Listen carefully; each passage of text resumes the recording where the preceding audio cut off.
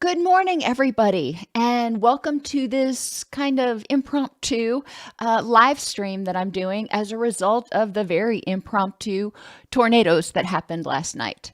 Um, I'm glad to see that there are a few people here. What questions do you have? I mean, I can go into lecture. Y'all know I can lecture really well, but I'd like to know what specific questions might be of interest to you and how I can best be of service to you in this time. Many of us who survived the tornadoes from last night were also around here during the 2020 tornadoes, and those were just devastating as well. So there may be a lot of people who weren't directly impacted. It didn't actually do damage to their house last night, but they're triggered by it because they did experience damage or they did experience trauma as a result of the 2020 tornadoes. And it's very normal when you've gone through a traumatic experience, even if you don't have PTSD. It's very normal for your brain to go, oh, I remember what this is all about, and to trigger those feelings in you a little bit again. And acknowledging those feelings, recognizing that if you are being triggered by something that happened in 2020, recognizing how awful that was, acknowledge your feelings, validate your feelings, but also look at the facts in context. With this particular situation at this particular time, am I in danger? Am I being threatened? So that's kind of one of the issues that I wanted to address today, is to not minimize secondary victimization or re-traumatization, because when we do, what we're basically telling our brain is, I hear you feel unsafe right now, but shut up. And so your brain doesn't know what to do with these feelings, or has a difficult time figuring out what to do with that and the beliefs that are coming with it about, am I safe? Could this happen again? And you may start spiraling into obsessive thoughts about danger and what happened in the past. So it's important to acknowledge it when it happens and say, all right, this sucks.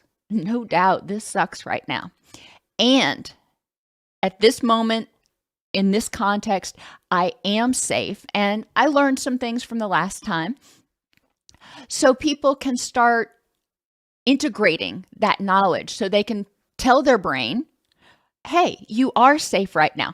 And that sounds really weird, that you've got to tell your brain things, but our brains at their very core, our amygdala at its very core, is a very primitive part of our physiology. So it is more feelings based. I feel scared, therefore I must fight or flee. In reality, feelings aren't facts. Feelings tell you, just like a smoke alarm, there might be a problem, and get off your butt and figure out if there is.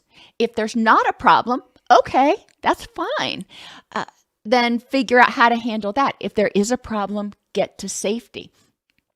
But when we're reacting from feelings, then we may be making a lot of decisions and creating a lot of thoughts that may be inaccurate because we're looking for a threat. We feel scared, therefore, quote, there must be a threat out there.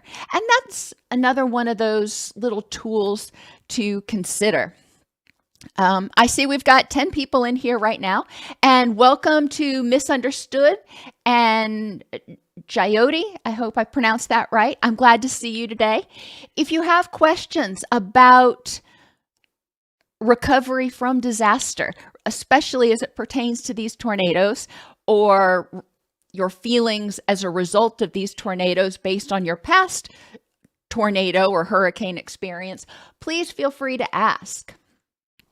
So until we start getting questions, let's just look at a few handy tips.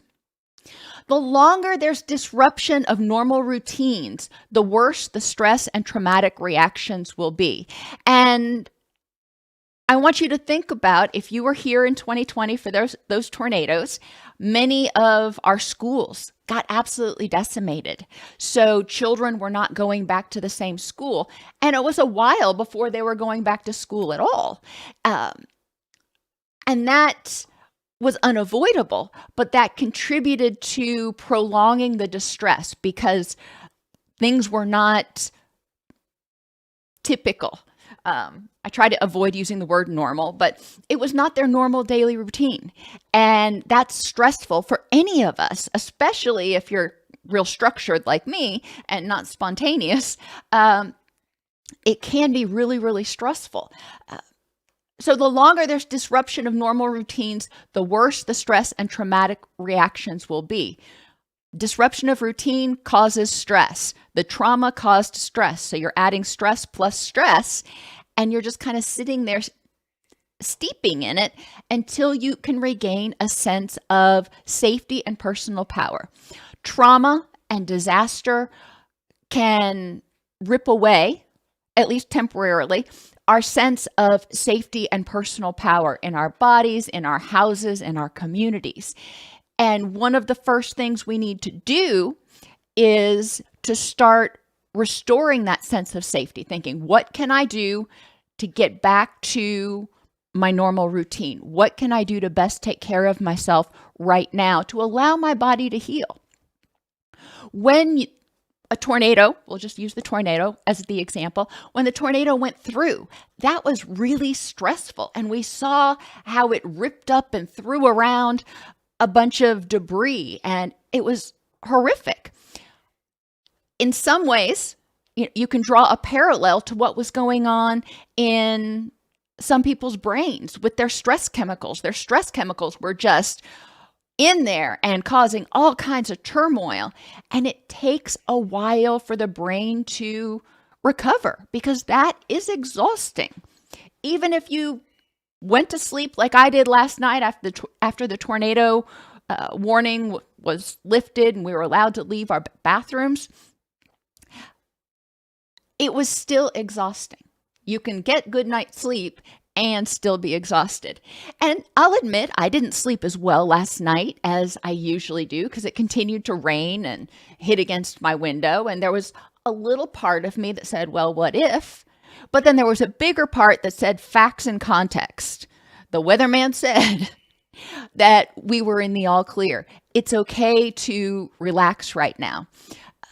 And so sometimes you've got to sort of argue with that amygdala, with that fear-based or emotion-based part of your brain that says, are you sure? Are you sure you're safe? Right now, many people are in a state of shock from what they've been through or what they've seen. This includes law enforcement. This includes neighbors. This includes people who are directly impacted. This includes reporters. My mother was a reporter for many years and her entire career, actually. And I remember she covered the Oklahoma City bombing. She covered Hurricane Katrina. She covered something else that escapes me right now. But I remember especially Oklahoma City because that was one of her first really traumatic experiences. And it stuck with her. Partly, I think, because she minimized it. And she's like, I'm here. I'm going to intellectualize it. I'm not going to feel. But my mother was a very compassionate person. So she couldn't help but feel. And as a human being, you almost can't help but see another person suffering and have compassion for them. I know there are some people out there that say, I can turn it off. All right. I might disagree with you, but now's not the time to debate that. But it's important to recognize that it's anybody who sees this suffering with their eyes, whether it's in real life or even on the TV or on Twitter, is going to be impacted by it. It's going to be impacted by it.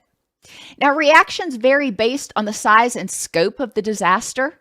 Right now, we still don't know what the scope of the disaster was. We know there's been loss of life. We know that Clarksville got hit really hard, Springfield, Hendersonville, Gallatin. But the extent of the damage, it's only been daylight for a few hours right now. Therefore, people's sense of being out of control and being powerless, we don't know how long this will go on for. After the 2020 tornadoes, like I said, with the schools, they were closed because they were decimated. So the scope of that disaster was much bigger and kept people out of their routines for much longer. The probability of reoccurrence. Well, tornadoes, Tennessee, they go hand in hand like peanut butter and jelly, unfortunately. And that is something that we all have to come to terms with in our own way. And then the characteristics of the survivor, the age of the person who is surviving may impact their reaction. Children understand it very differently, and children are going to pick up on your distress if you're a caregiver, and they may think that they're still in danger because they're picking up on your distress. Children may not understand what's going on, so they may start being more clingy. And we'll talk about reactions in children later if I keep doing these lecture aspects, if we're not getting a lot of questions. Prior distress, we only have so much energy. We only have so many neurotransmitters in our body. And if somebody was already under distress because they had physical illness, they had pain, they were going through a divorce, they had something going on in their life, they were struggling with mental health issues to begin with, whatever caused their pre-existing distress, that had already built up the pressure in the pressure cooker. So they don't have as much room, if you will, in the pressure cooker before the top blows off. When we're experiencing stress, we're adding pressure, we're adding heat to that pressure cooker. And so somebody who's already started at pressure level 10 doesn't have far to go before it's a problem. Somebody who wasn't already distressed has more wiggle room. They have more energy. They have more resources. A person's individual resiliency is also going to impact them. If the person is a negative Nelly, feels like they are a victim, feels like they are powerless in life, then they're going to have more difficulty dealing with distress. People who are resilient, when I was little, we had something called Weeble Wobbles, and they said Weebles wobble, but they don't fall down. And they were these little characters that, I don't even know what to make the analogy like. I'm sure you can Google it. But if you pushed them, they never fell down. They would just pop down and then they pop back up. And that's what resiliency is about. And people who are more resilient acknowledge the distress, and they have faith and hope that they can actually get through it. And then recovery capital. And this is kind of a generic term, but that means the resources available to recover. Do you have days that you can take time off from work if you're just emotionally and mentally exhausted, or if your kids are emotionally and mentally exhausted? Do you have financial recovery capital to help you recover from any damage that was done to your house, to help you afford any medical care?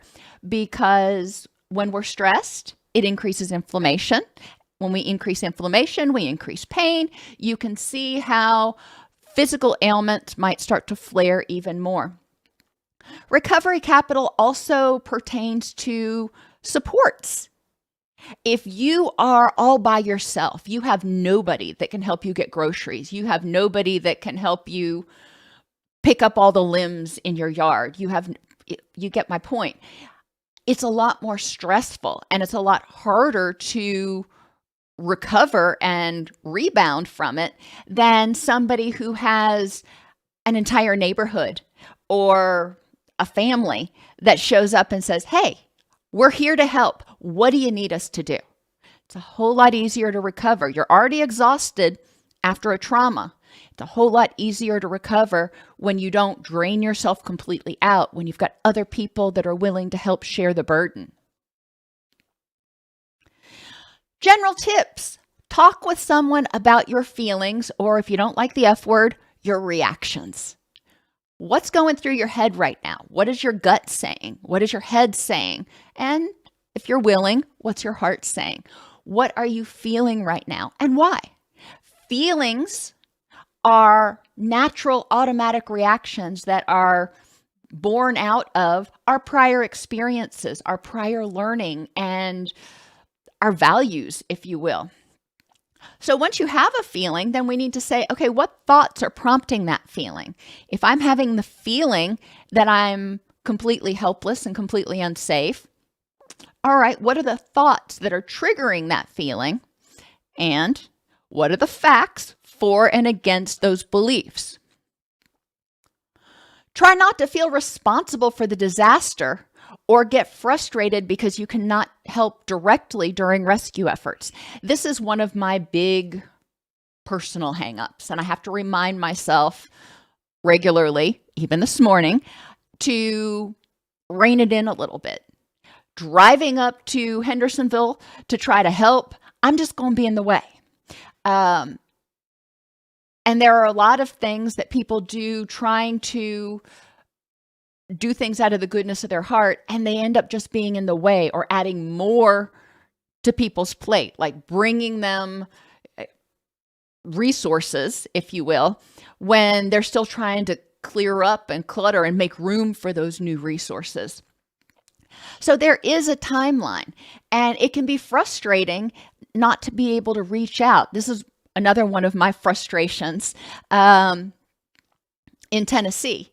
And when I was in Florida, we had a system as licensed professional counselors. When we renewed our license every 2 years, there was a check block. And you could say, yes, I want to be available in the event of an emergency to help provide mental health recovery resources. And if there was an emergency, which Florida, hurricanes, kind of like Tennessee and tornadoes, they go hand in hand. So when there was an emergency, we would get a broadcast message and have the opportunity to connect with the director, who would let us know what was needed, where it was needed, and we could volunteer our time. So there was somebody in Tallahassee that was serving as the single point of contact to try to arrange mental health response to the affected areas. And I'd love to see that in Tennessee, because those of us who are mental health professionals, there's not a lot out there. The Red Cross tends to immediate biopsychosocial needs and of the people that are directly impacted. But if you had a loved one that was in Hendersonville last night, you experienced a heck of a lot of stress. If you were in Hendersonville and you weren't necessarily directly impacted, you didn't lose your house or your business, then Red Cross isn't going to be a whole lot of help to you, even though emotionally you are struggling right now. So a coordinated mental health response, in my opinion, is just as important as a coordinated physical environmental health response.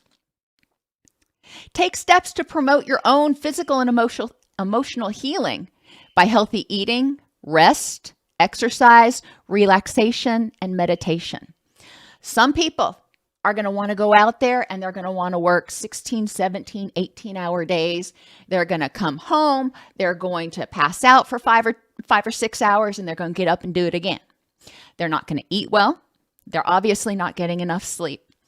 And while I see where that is coming from, and I applaud their generosity and their compassion and their desire to help, your body is much like the battery on your mobile device. Once it gets drained, once it's dead, it doesn't do any good. Once you burn yourself out, you're not going to be any good to anybody. And we know that the neurotransmitters that help us feel happy and get motivated and cope with all this crap, and the hormones and everything else that helps our body repair, that comes from what we eat. So if you're not eating or you're eating crap, then your body is not going to be able to sustain that. If you are not getting quality sleep, when you sleep is when your body does a lot of its restoring and repairing. When you get sleep deprived, you're going to have more intrusive thoughts. It's going to be harder to deal with life on life's terms. You're going to have more inflammation. You're going to have more pain. These are not things that you want. It's going to impact your sleep and your energy levels, which again is going to wear you down faster, so you burn out. It is important to take a minute. Take a minute and rest and recharge, because you're going to be so much more effective if you do that. And Stephen Covey even talks about it in the book, 7 Habits of Highly Effective People. He talks about sharpening the saw. Can you saw a log with a dull saw? Maybe, but it's a lot faster. Takes a lot less energy and takes a lot less time if you took the time first to sharpen the saw. And by resting and restoring and eating well, you are actually sharpening the saw. It's not a demonstration that you don't care. Matter of fact, it's a demonstration that you do care, because when you're there, you want to be 100% of the time. Now, that's not real reasonable, because nobody's 100% of the time, but you get my point. Maintain a normal family and daily routine, limiting demanding responsibilities on yourself and your family. If you've taken on this whole other issue here, trying to help people rest and restore and recover from the tornado, that's taking your energy, that's taking your time. So it's important to limit excessively demanding responsibilities. Don't offer to host Christmas dinner if you're dealing with this right now. Probably better to call up one of your family or friends and go, can you host this year? I don't have it in me. And that is okay. Setting boundaries. Oh my gosh, what a concept. And for your kids, I don't know what the school schedule is like right now. My children, and when I was young back in the day, we would be going through final exams and everything right now. Oh my gosh. Can you imagine for a child who either directly was impacted by it, or who had friends that were directly impacted by it? Can you imagine them trying to concentrate to take final exams? Can you imagine how hard it is for them to sleep and feel safe in their beds? We need to address these issues. And there is no magic thing you can say that suddenly says, okay, Junior, you're safe, you're secure, go to sleep, have a great night. And Junior says, all right, thanks for that. We need to repeat it. And it's going to be a gradual process where each person, child, adult, starts to gradually feel safer, starts to gradually feel more empowered. Use existing support groups of family, friends, and if you're religious institutions. There are some community centers. I don't know what the network is in the impacted cities, but if there are resources out there, use them. I know we have a couple of recreation centers in the counties around me for people who are elderly. I don't know if that's the politically correct term anymore, but sorry. But that's a great place for people to go so they can reconnect. And that's also, if that was what they used to do, it's a great thing to get back into doing, because keep that schedule as much as possible so it feels less like an ongoing intrusion and disruption of your life. Are there questions? I see a lot more people have joined us. I am very happy to answer any questions you have about coping with disaster.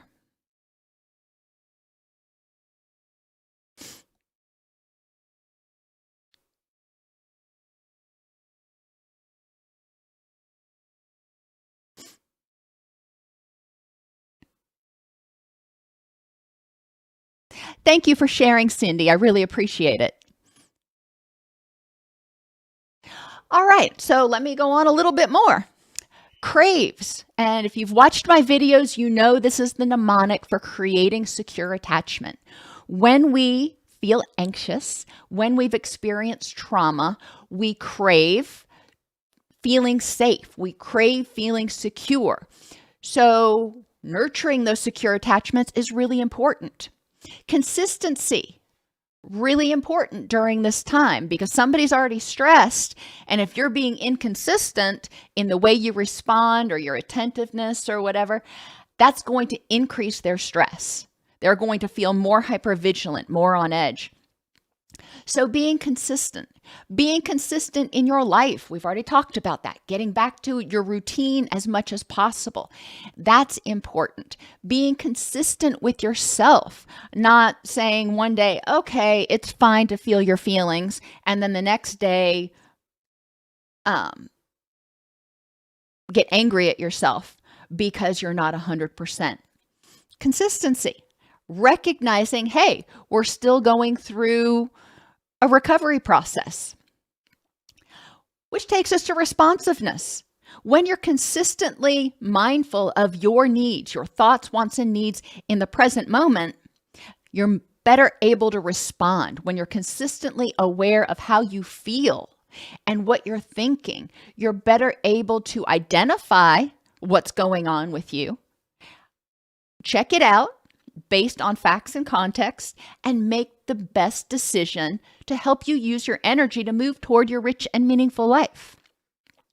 And emotional intelligence falls under that responsiveness. If you don't know how you feel, it's hard to figure out what to do. But it is important to respond. It's also important to respond to your other needs, not just your emotional needs. If you're hungry, eat. If you are feeling anxious or depressed, seek support instead of eating.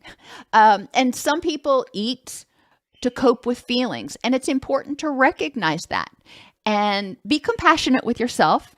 When we eat to cope with feelings, when we eat to self-soothe, it produces the release of serotonin and dopamine in our brain. So it does help us self-soothe a little bit, but it doesn't solve the problem. So thinking about your behaviors before you do them, how are you going to respond? And is it the best use of your energy to help you deal with the current situation and move toward your rich and meaningful life? If you've engaged in a behavior that maybe wasn't the best choice, you drank, you binge ate, you yelled at somebody and bit their head off for something that they didn't deserve it for, whatever you did. Okay, it happened. Can't change the past. Responsiveness means recognizing that behavior and choosing how to respond henceforth. What do I do now in order to get back on track in my rich and meaningful life? Responsiveness means having compassion for yourself. Attention. And in this mnemonic, attention is really that positive attention where it's not all about criticism. It's not all about fixing something. Attention is positive attention that says, hey, you know what? I deserve to take a break. I deserve to get some good sleep. I deserve to laugh and have fun.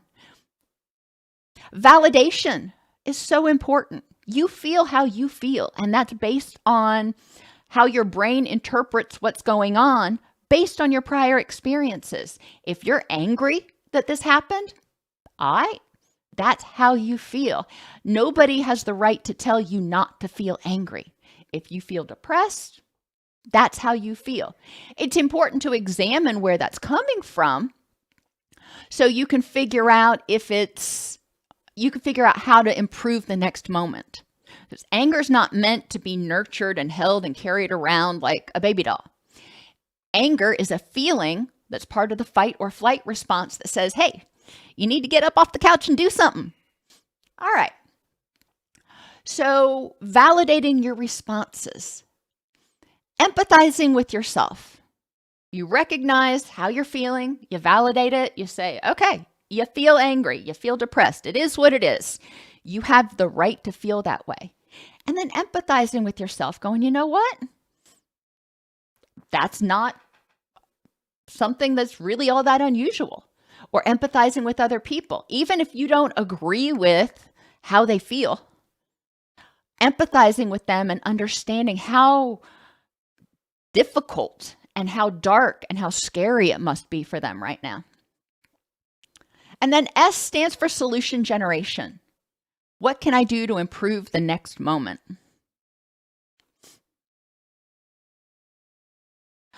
So again, I'll ask, are there any questions? Is there anything that I can cover for you that I haven't covered yet? I know sometimes in life, not just in psychology, we don't know what we don't know, or we have no idea what to ask. So I'm going to keep presenting information to you for a little while. And if you have suggestions or questions, please feel free to put them in the chat room, and I will respond to them as much as possible. Because that's actually what today's for. It's less about me recording and more about you getting your questions answered and getting the support you need. In this video, we're going to talk about physical reactions after a disaster. A lot of people after a disaster think about emotional reactions and maybe cognitive, because we not all, most of us have a certain amount of brain fog after a trauma. Okay, that's no doubt. But we also have physical reactions. Anger and anxiety are feelings that we have. They're emotions that we have, but they're triggered by the stress response. And when the stress response is kicked off, it sends out cortisol, glutamate, thyroxine, all kinds of neurotransmitters and hormones to help us fight or flee. It turns our body on, it revs our engine, whatever metaphor you want to use. So physical reactions, tension makes sense. You don't want to be caught flat-footed if something bad happens. So immediately after a trauma, or if a trauma goes unresolved, or until the trauma is resolved, people tend to have a lot more physical tension. They're on edge. They're kind of like that squirrel in the middle of the road that's like, crap, which way do I go? I need to be alert. I don't want to get run over. Well, we got the same thing here, and it's your body's way of helping protect you. And we call this, in some ways, we call this hypervigilance. And hypervigilance means being aware and being hyper aware. And when you're hyper aware, you also tend to be more tense, more prepared to spring into action. Fatigue. Well, guess what? If you've ever worked out, you know that even holding a contraction or doing a light workout, if you do it for long enough, it's exhausting. And people are, because they don't feel totally safe and totally empowered, they're staying to a certain extent in that fight or flight zone, which is going to keep them from getting good sleep. Restlessness. When you feel, just like the tension, when you feel like you're not completely safe, you tend to be a little bit more on edge and tend to be a little bit more restless because your body is just pumping that energy in there saying, all right, I'm giving you the energy so you can fight or flee. What are you going to do with this? And if you've ever drank too much coffee, for example, or had a Starbucks, oh my gosh, and then tried to sit still for 2 hours, you may have some inkling of what that might feel like because your body's going, you're supposed to be moving, and you're not moving. But the restlessness makes sense. Your body wants to propel you to action. Sleep disturbances, as I mentioned, if you don't feel safe, it's not going to be possible to totally relax enough to get good quality sleep. You may wake up more frequently. You may have other problems. Aches and pains. Stress goes up, inflammation goes up, aches and pains go up. Stress goes up, serotonin goes down, pain tolerance goes down. So we have a double whammy here for aches and pains. If you have autoimmune issues, those are likely to be triggered during a traumatic situation, especially one that's ongoing. Appetite changes are very common, partly because you're stressed. And when we're stressed, our body is in fight or flee, not rest and digest. But also partly because if you're not getting good quality sleep, your circadian rhythms are getting disrupted. If your circadian rhythms get disrupted, then your hormones like ghrelin and leptin, your hunger and satiation hormones get out of whack. And all of the rest of your body clock gets out of whack. So it may not know when to be hungry and when to not be hungry, which is, again, why we go back to get back to your routine as quickly as possible. And one of the things that helps set your routine, not just daylight, but also your activities, things like eating. If you typically eat on a relatively regular schedule, you're aware that your body is aware of that too. And if you typically eat lunch at noon, you probably start getting hungry at about 11:30 or noon because your body is sending out hormones going, okay, time to eat. Hypertension, blood pressure goes up when you're stressed. Racing heart and panic attacks. It's very common, especially if you are feeling anxious. Your heart may tend to race more. Nausea, caused by stress a lot. If you've ever eaten something when you've been really stressed out, you may feel nauseous because your body's going, we're not supposed to be digesting food right now. We got to get safe.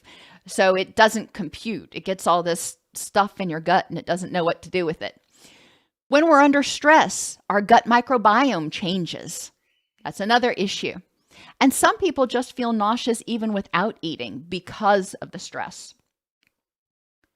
An exaggerated startle response, totally common. And in this particular situation, it may be more related to weather phenomena. For example, for me, after 2020, when the wind would blow really hard, we're up on a ridge and sometimes we get 30, 40 mile an hour gusts and it kind of rattles the house a little bit and it kind of rattled me a little bit. And that was my exaggerated startle response going, not again. No, it wasn't again. It was just a bad wind gust that may or may not have taken off a couple of shingles. But it's important to recognize that your body's trying to protect you. It's trying to help you stay safe. And each time you have a startle response and you recognize, you know what, I'm safe. You're reprogramming that memory so you can start feeling safer. What is the best way not to be jumpy all the time? Part of it, again, depends on what is causing you to be jumpy. As a result of the tornado itself, a lot of times those are weather things, and it's important to acknowledge your feelings. When you have that startle response, well, crap, that was unpleasant. Acknowledge that feeling and go, I'm safe. I am perfectly safe in this context at this time. That's one thing. Eliminate triggers for your anxiety and eliminate things that are going to keep you feeling unsafe and powerless in your particular environment.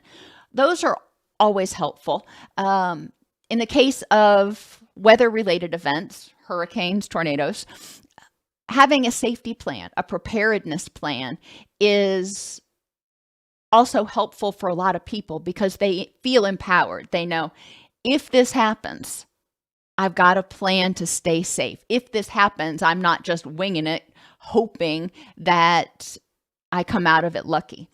And that can also help people feel more empowered.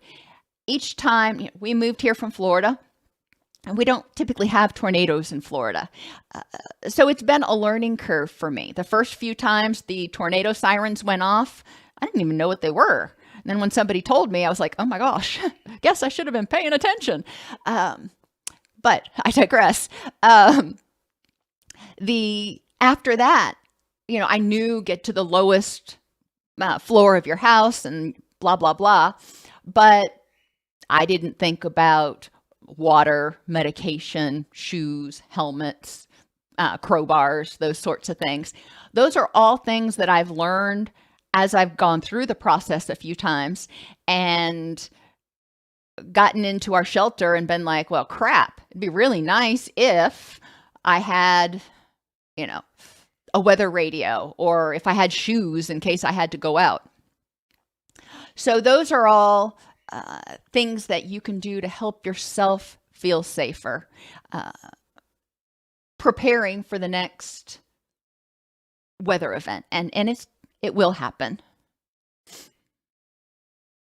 Good question, though.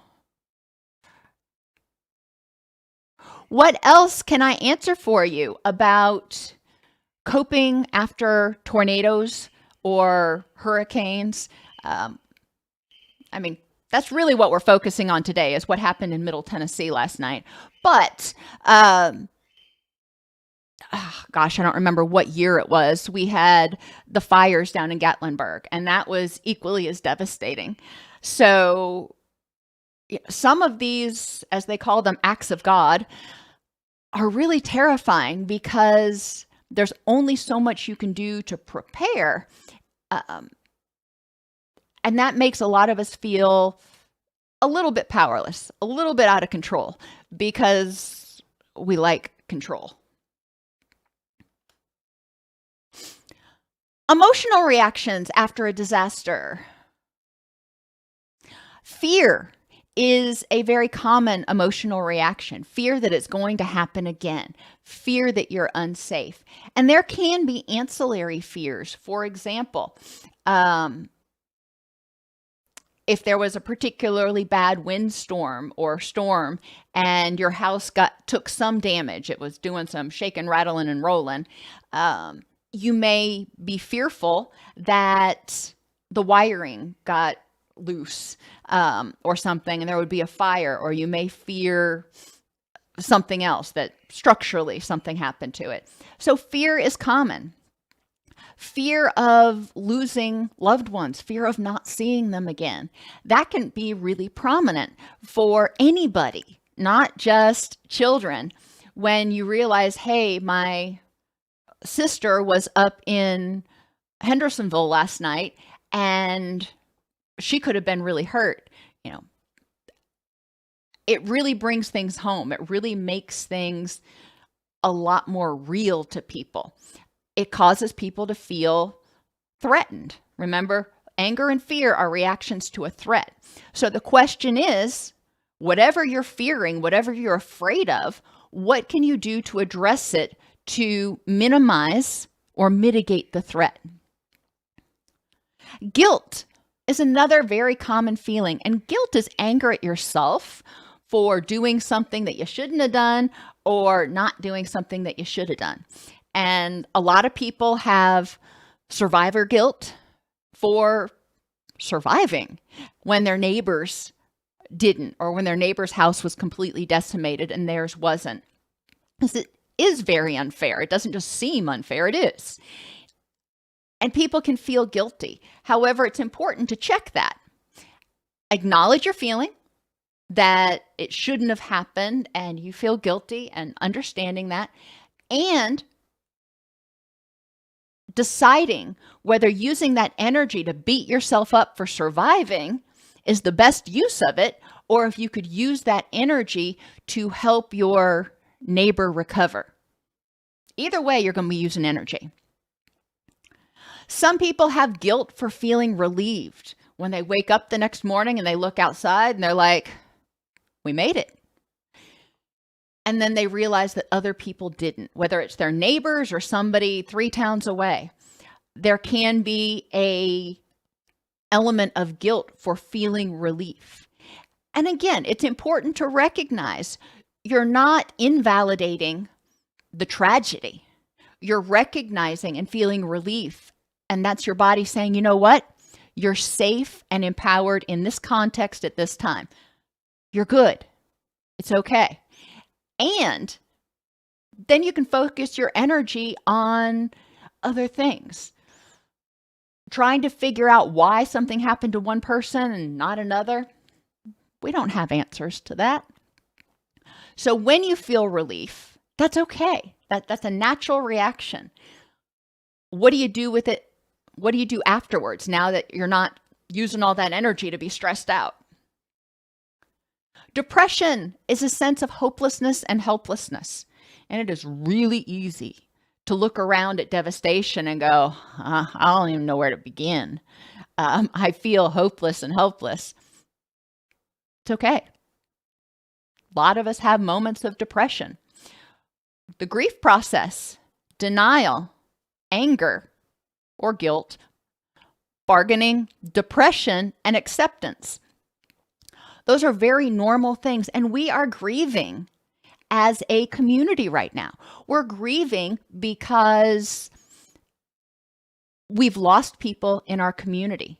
We're grieving because we have lost, to a certain extent, a little bit of our sense of safety. Even if you've been through tornadoes before, every time it happens, it feels ever more present, ever more likely to happen. And I haven't looked at the charts to see, are we having tornadoes more frequently? I tend to think we're having them more frequently and stronger, but I have no facts to back that up. That is an emotion-based thought that may or may not be accurate. And it's important to recognize that and acknowledge after a trauma, after a stressor, your brain has dumped a whole bunch of neurotransmitters and your dopamine was going full bore saying, you need to get safe, you need to get out of here, you need to. And now it's going, okay, I'm done. I'm out of gas. My battery's done. And that's okay. Behavior is communication. Feelings are communication. And it's important to look at our behavior and our feelings and say, what is my body trying to tell me right now? Or what are my actions trying to tell me right now? Feeling despair or hopelessness, very common. How can you grieve the loss? How can you grieve for the people who are grieving? And I know that sounds weird, but many of us hurt for those who are hurting. So how can you grieve for them? Emotional numbness, common not to feel anything right now. And especially people who were directly impacted or who had to respond to the scene to put up power poles or clean debris or something, they may have had to shut it down for a minute. And sometimes it's hard to turn it back on after they shut it down. It's hard to feel anything. It's just, I don't know. And that's important to recognize. Now, emotional numbness, as you start to feel safer and more empowered, tends to go away. But it is important to understand that not feeling is a perfectly valid reaction to trauma. Everybody experiences trauma differently. Everybody grieves differently. So there is no script. There is no, well, if you're not feeling this, then blah, or you should be acting this way. No, you should be acting however you feel you should be acting. And feeling overwhelmed. Look around. There was already too much to do and not enough hours in the day. And now we've got to rebuild. Now we've got to help people put their lives back together.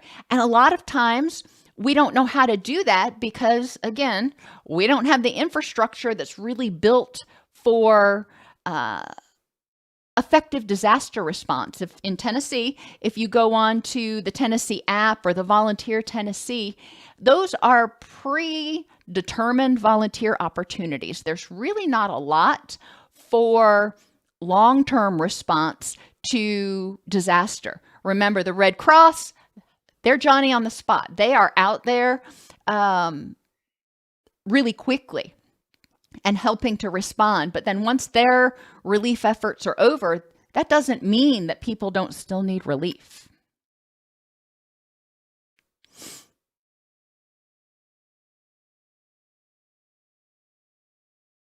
What things can we see that are positive in these types of situations? It's a great question. And it's important to, how shall I say this? It is important to see the positive. It's important to see the whole picture. We don't want to discount the negative. We want to acknowledge it, understand it, validate our feelings about it, and recognize the positive. And many people feel guilty for doing that.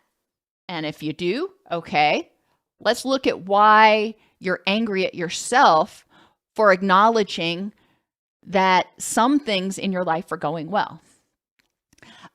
So that's one thing.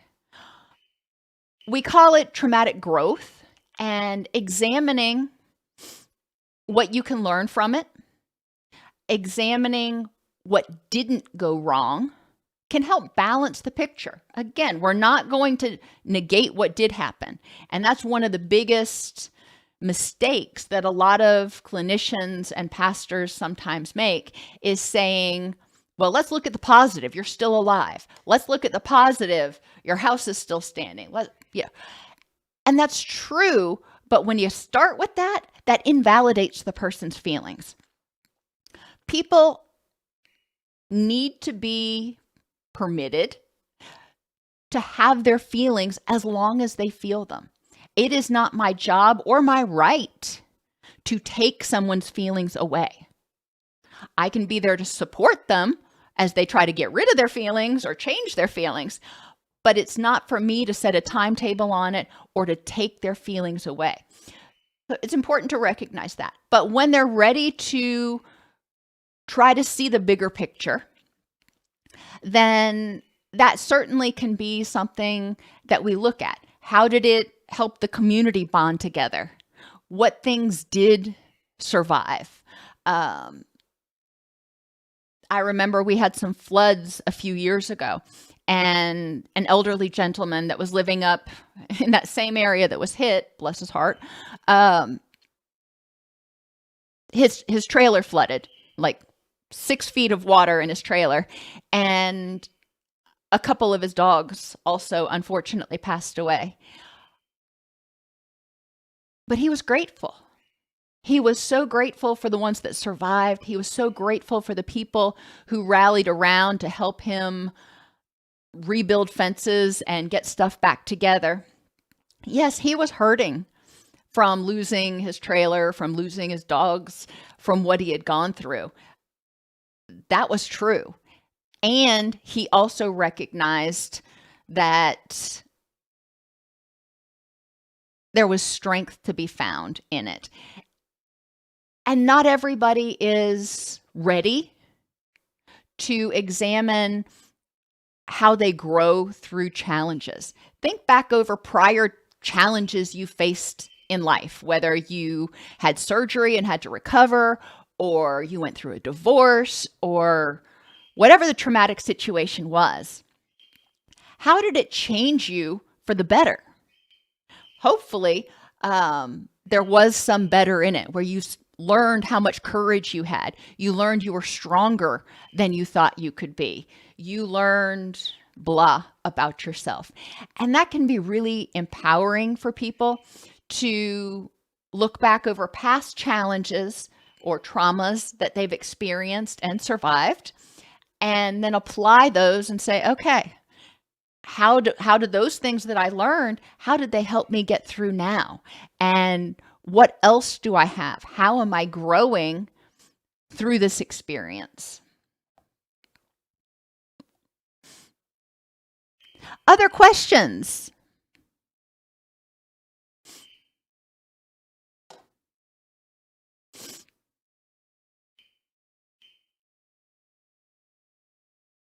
All righty. Well, it seems like there's not going to be a lot of activity right now, and that's not surprising to me because, as I said, this happened last night after dark. People are just now waking up and assessing what's going on. I will probably do a couple more live sessions over the next week as people start leaving that shock zone and starting to actually feel the impact of what happened. But please recognize that I do have videos on the YouTube channel that relate to dealing with trauma, tornadoes and disaster. I believe the playlist is coping after disaster or disaster response. It's called disaster response. But if you type in YouTube, Doc Snipes and disaster, hopefully those are the videos that are going to come up. I actually haven't tried that. You can also actually, even better, you can ask my AI. /AI. It's docsnipes.com/docsnipes-AI. And that will parse all 1,500 and some videos that I have on the YouTube channel. So, and get you the answers to your questions. So you don't have to go, well, maybe I'll find the answer here or maybe there. It is great about helping you figure out where those answers might be. Everybody have as good a day as possible. I really appreciate you being here. And hopefully I will be able to reach out to more people and connect with more people and y'all again in the coming days. Take care.